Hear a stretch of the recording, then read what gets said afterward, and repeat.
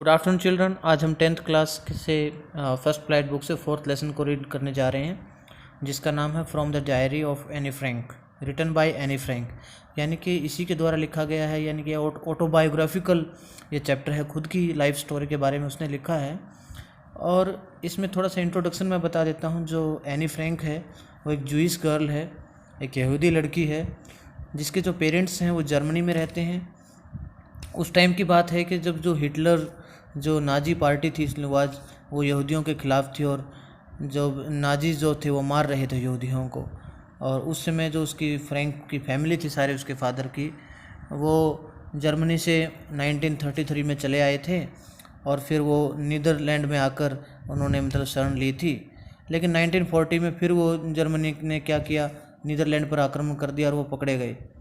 और इसमें हम पता चलता है कि छोटी सी बच्ची की जो युद्ध के दौरान कैसी भावनाएं थी, क्या वो सोचती थी वर्ल्ड के बारे में, क्या उसका पॉइंट ऑफ व्यू था अपने पेरेंट्स के बारे में, सारा वो डिस्कस करती है इस स्टोरी में।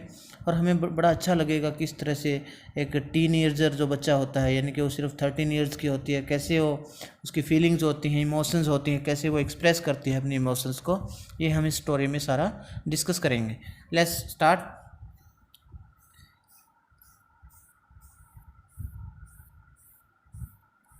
Writing in a diary is a really strange experience for someone like me.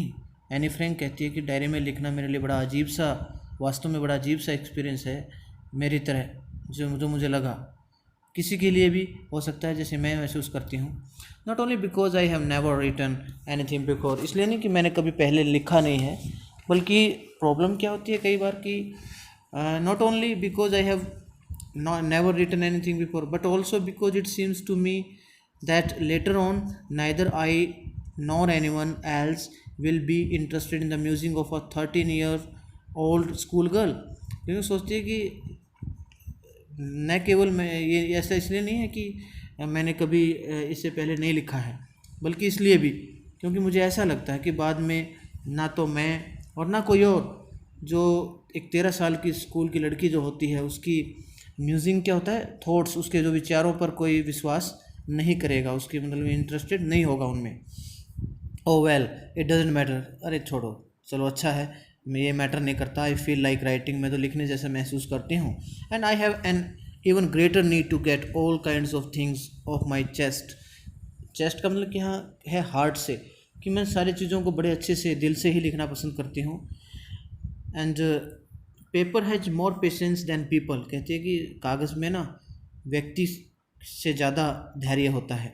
I thought of this saying on one of those days when I was feeling a little depressed. मैं उन दिनों के बारे में सोच कर कह रही हूँ जब मैं थोड़ा सा अपने आप में डिप्रेस्ड सा, उदास से महसूस कर रही थी। And was sitting at home with my chin in my hands, और मेरी मतलब हाथों में अपनी ठोड़ी को दिए हुए, और मैं जब बैठी हुई थी ऐसी सोच रही थी, कुछ बोर्ड, थोड़ी सी ऊब सी गई थी, लिस्टलेस, थोड़ी सी मतलब एनर्जी लेस सी हो गई थी, सुस्त सी हो गई थी। Wondering whether to stay in or go out, ये सोच रही थी कि यहाँ ठहरूँ या बाहर जाऊँ, मतलब मन थोड़ा सा बेचैन था उसका। I finally state that where I was brooding, brooding होता है सोच विचार करना, मैं आखिरकार वहीं ठहरी गई जहाँ मैं सोच विचार कर रही थी। Yes paper does have more patience, सोचने लगी, हाँ अपने मन मन में सोचने लग गई, हाँ पेपर में ज़्यादा पेशेंस होता है। And since I am not planning to let anyone else read this stiff backed notebook grandly refer to as a diary, कि कहता है कि जो मेरी ये जो बुक है, मैं इसको एक प्रकार से कहूँ तो ये संभवतः जो ये बुक है मेरी स्टिफ बैक्ड नोटबुक, जो बिल्कुल grandly refer to as diary, कि जिसको मैं भव्य रूप से डायरी के रूप में कहना पसंद करती हूँ। Unless I should ever find a real friend, जब तक कि मुझे एक अच्छा, वास्तव में क्या है, एक अच्छा दोस्त, वास्तव में जो दोस्त नहीं मिल जाता। It probably won't make a bit of difference, इससे मुझे कुछ ज़्यादा फर्क नहीं पड़ेगा। Now I am back on to the point, अब मैं उसी पॉइंट पर वापस आती हूँ। And prompted me to keep that prompted me to keep a diary in the first place, जिसे मैं पहले स्थान पर अपनी डायरी को रखती हूँ। I don't have a friend, मेरा कोई दोस्त है नहीं। Let me put it more clearly, मैं आपको स्पष्ट रूप से बताती हूँ। Since no one will believe that a 13-year-old girl is completely alone in the world, कोई विश्वास नहीं करेगा कि मैं एक 13 साल की लड़की इस संसार में बिल्कुल अकेली हूँ। एंड आई एम नॉट, और मैं हूँ नहीं। आई हैव लविंग पेरेंट्स, मेरे प्यारे प्यारे पेरेंट्स हैं, एंड अ 16-year-old सिस्टर, एक 16 साल की मेरी बड़ी बहन है, and there are about 30 people I can call friends, लगभग 30 लोग ऐसे हैं जिनको मैं दोस्त बुला सकती हूँ। आई हैव अ फैमिली, मेरा एक परिवार है, लविंग आंट्स, प्यारी चाचियाँ हैं, एंड अ गुड होम, एक अच्छा सा घर है। नो ऑन द सर्फेस, इस धरातल पर क्या है, नहीं, I seem to have everything, मुझे सब कुछ है मेरे पास, except my one true friend, एक मेरा सच्चा दोस्त नहीं है बस। All I think about when I am with friends is having a good time, मैं सोचती हूँ कि जब दोस्तों के साथ होते हैं तो अच्छा टाइम होता है। I can't bring myself to talk about anything but ordinary everyday things, क्योंकि जब मैं अपने साथ जो है, जो रोज़मर्रा की चीज़ें होती है उसके सिवाय और मैं कुछ मतलब अपने दिमाग में नहीं ला सकती। We don't seem to be able to get any closer, हम ज़्यादा नज़दीक नहीं आते हैं, एंड दैट्स द प्रॉब्लम, यही समस्या है। Maybe it's my fault, हो सकता है मेरा इसमें दोष हो, that we don't confide in each other, हम एक दूसरे पर विश्वास नहीं करते हैं, या पर्सनल थिंग्स कन्फाइड होता है किसी से अपनी पर्सनल थिंग्स को बताना, कि ऐसा हो सकता है इन एनी केस, लेकिन किसी भी केस में क्या है, that's just how things are, मैं आपको बताती हूँ बातें क्या हैं, and unfortunately they are not liable to change, और दुर्भाग्यवश वो क्या है, बदली भी नहीं जाती हैं। This is why I have started the diary, इसलिए मैंने डायरी स्टार्ट की है लिखना, to enhance the image of this long awaited friend in my imagination, तो मेरी कल्पना में मैं इसे बहुत ही लंबे इंतज़ार कर रही थी, लंबे अंतराल के साथ ये मेरा दोस्त मुझे मिला है, इसको इसकी इमेज को बढ़ाने के लिए, इन्हांस होता बढ़ाने के लिए। I don't want to jot down the facts in this diary the way most people would do, jot down होता राइट डाउन, कि मैं ये मतलब सारे जो इस डायरी में सारे फैक्ट्स नहीं लिखूँगी जो अधिकतर लोग लिखते हैं, फैक्ट्स होता तथ्य, सही चीज़ों पर आधारित, but I want the diary to be my friend, मैं तो डायरी को अपना फ्रेंड बनाना चाहती हूँ, and I am going to call this friend Kitty, और इस फ्रेंड को मैं किटी बोलने जा रही हूँ। Since no one would understand a word of my stories to Kitty, कि कोई मेरी मतलब क्या है इस कहानी के किटी के नाम से समझेगा तो नहीं। If I were to plunge right in, अगर मैं मतलब क्या है इसको क्या है स्टार्ट लिखना, अगर स्टार्ट करूँ, प्लंज क्या होता है स्टार्ट करना, अगर लिखना स्टार्ट करूँ, I better provide brief sketch of my life, मैं आपको मेरी ज़िंदगी का थोड़ा सा बताती हूँ, मेरे ज़िंदगी के बारे में।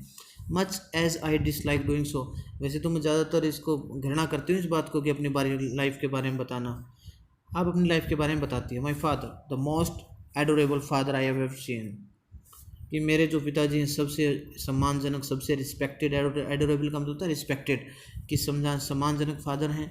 Didn't marry my mother until he was 36 and she was 25, यानी कि जब तक मतलब मेरे फादर की एज, जब उनकी मैरिज हुई तो 36 थी, मेरी मदर की 25।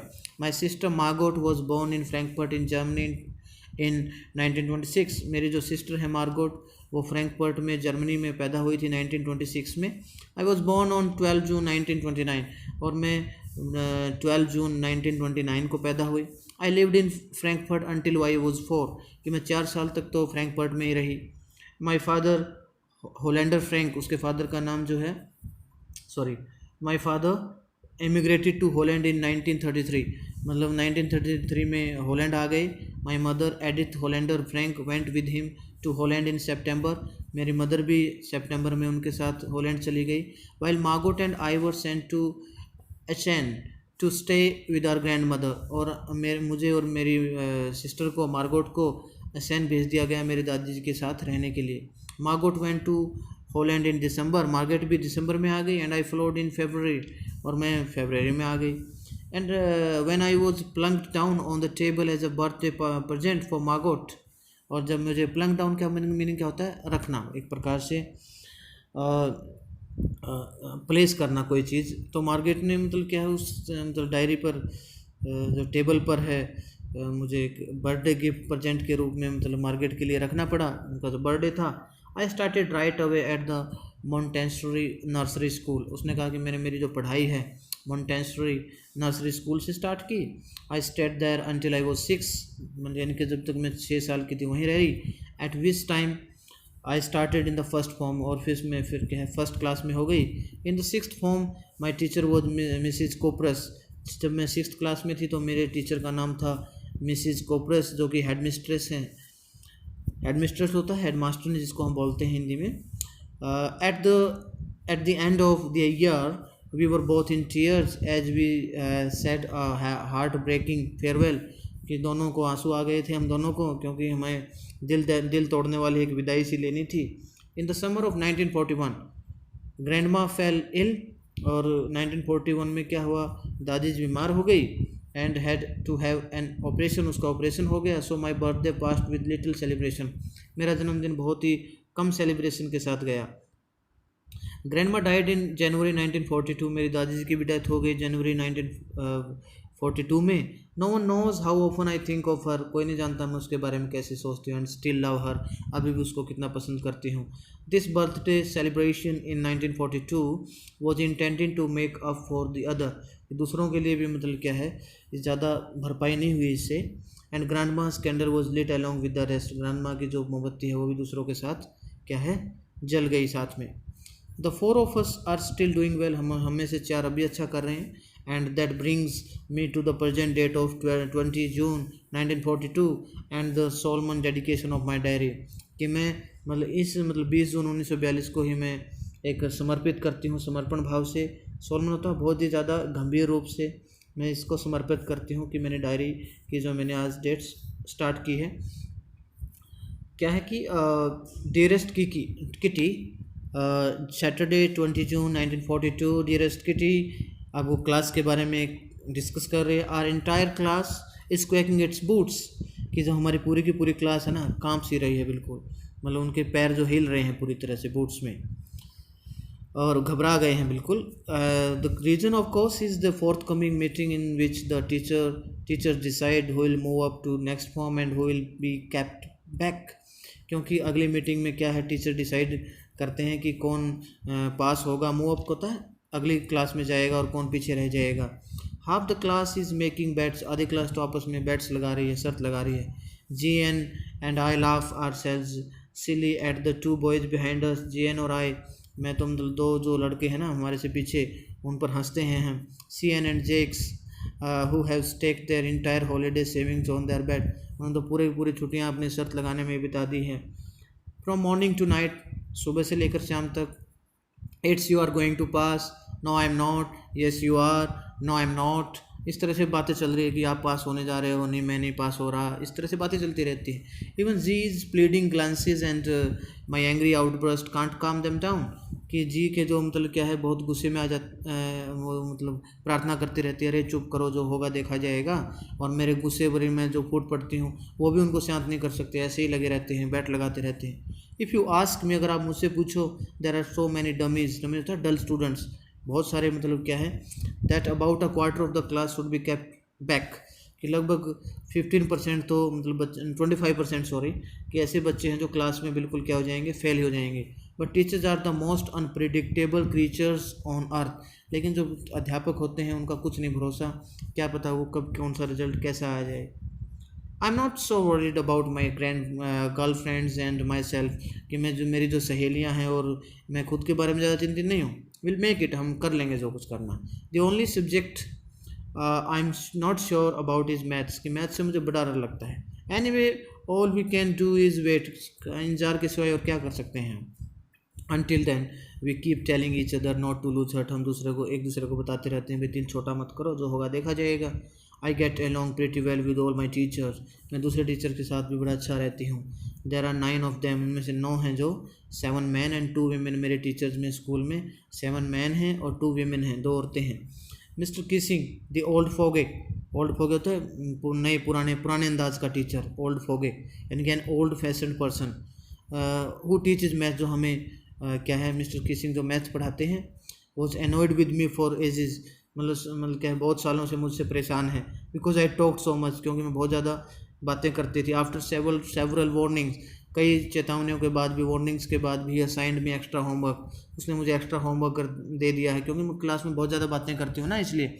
एंड ऐसे ऑन दिस सब्जेक्ट, एक ऐसे दे दिया सब्जेक्ट पूरा, चैटर बॉक्स के नाम पर, a chatterbox, what can you write about that, क्या लिख सकते हो आप इसके बारे में। I would worry about that later, कि उसके बारे में ज़्यादा चिंता तो मैं बाद में करूँगी। आई डिसाइडेड, मैंने ये फैसला किया। I jotted down the title in my notebook, मैंने नोटबुक में टाइटल लिखा। Tucked it in my bag, मेरे बैग में डाला। And try to keep quiet, और मैंने चुप रहने की कोशिश की। That evening after I had finish the rest of my homework, और उस शाम को मैंने जो मेरा काम कर लिया था, द नोट अबाउट द ऐसे कोट माई, मेरी जो नोट दिया था ना सर ने एक्स्ट्रा होमवर्क के रूप में, और मेरी नज़र उस पर पड़ी। I began thinking about the subject while chewing the tip of my fountain pen, मेरा जो स्याही वाला पेन था मैंने उसकी जो अगला पार्ट है उसको चबाते हुए सोचना शुरू कर दिया उस विषय पर। Anyone could ramble on and leave big spaces between the words, कोई भी लिख सकता है। रैम्बल का मतलब होता है टॉक और राइट एमलेसली, बिना उसके बात कर, कोई भी लिख सकता है स्पेस देकर। But the trick was to come up with convincing arguments to prove the necessity of talking, लेकिन मुझे तो बोलने की ज़रूरत पर कुछ अपने आप को सिद्ध करते हुए लिखना था। आई थॉट मैं सोचती गई and suddenly I had an idea, और मुझे एक विचार आया अचानक। I wrote the 3 pages Mr Keesing had assigned me, 3 page मैंने लिख दिए जो मिस्टर किसिंग ने मुझे काम दिया था, एंड वॉज सेटिस्फाइड, और मैं बिल्कुल संतुष्ट थी। I argued that talking is a student, मैंने बहस की उनके साथ, लिखा उसमें कि बातें करना तो एक बच्चे का गुण होता है, and that I would do my best to keep it under control, ठीक है फिर भी मैं इसको काबू करने की पूरी कोशिश करूँगी, but that I would never be able to cure myself of the habit since my mother talked as much as I did, if not more, and that aren't much you can do with about inherited traits। ये कहते हैं कि ये, लेकिन फिर मैं बाद में ये मेरा इलाज नहीं कर सकी कि मैं, क्योंकि मेरी माता जी भी बहुत बातें करती थी और मैं जितना कर सकती थी उतना कर, लेकिन कई बार क्या होता है कि जो इनहेरिटेड ट्रेट्स होते हैं ना, जो आपके अंदर अपने माँ बाप से गुण मिले होते हैं, उनको आप कैसे छोड़ सकते हैं, वो नहीं छोड़े जाते कई बार। Mr Keesing had a good laugh at my arguments, Mr गाज को बड़ी हंसी आई मेरे आर्गूमेंट्स पर। But when I proceeded to talk my way, जब मैंने अपने तरीके से बात करने के लिए आगे थ्रू द नेक्स्ट लेसन में बढ़े वो, ये सेंड मी अ सेकंड ऐसे, दूसरे सेकंड ऐसे और दे दिया। This time it was suppose to be on an incorrigible chatterbox, अब उसने मेरे को एक इनकोरिजिबल होता कभी ना ठीक होने वाले, दैट कैनॉट बी करेक्टेड, जिसको ठीक नहीं किया जा सकता, ऐसा मुझे टॉपिक दे दिया। आई हैंडेड इट इन, मैंने इसको पकड़ लिया, अंदर डाल दिया, and mister Keesing had nothing to complain about for 2 whole lessons, अभी मतलब क्या है, अगले 2 लेसन्स के लिए मेरे पास शिकायत करने के लिए कुछ नहीं था। However during the 3rd lesson he had finally had enough, और उसने कहा कि बहुत हो गया। Anne Frank as punishment for talking in class write an essay entitled, और उसने एक ऐसे और दे दिया, quack quack quack said mistress chatterbox, एक और टॉपिक दिया कि मतलब कि बातें करती रहती है कभी ना ठीक होती, एक और ऐसे दे दिया। द क्लास रोड, क्लास गरज उठी। I had to laugh too, मुझे भी हंसी आ गई। Though I nearly exhausted my ingenuity on the topic of chatterboxes. Ingenuity क्या होता है, ओरिजिनलिटी, एंड मैं जो सहीपन है उस पर मैं थक गई थी लिख कर, जो ये चैटर बॉक्सेस के टॉपिक मुझे बार बार दिए जा रहे थे। It was time to come up with something else, अब कुछ अलग करने का टाइम आ गया था, समथिंग ओरिजिनल, कुछ अलग सही में। माई फ्रेंड सैने, मेरा फ्रेंड जो सैने था, वो इज़ गुड एट पोइट्री, जो पोइट्री में बड़ा अच्छा है, offer to help me to write the essay from beginning to end in verse, उसने मतलब पोइट्री में जैसे मुझे ऐसे लिखने के लिए, शुरुआत करने के लिए कहा। And I jump for joy, और मैं बिल्कुल खुशी से झूम उठी। Mister Keesing was trying to play a joke on me, mister Keesing जो मेरे पर मजाक कर रहा विद दिस रिडिकुलस सब्जेक्ट, इस मजाकिए से विषय पर, but I'd make sure the joke was in him, मैं सोच रही थी कि मैं जोक उन्हीं पर वो रखूँगी।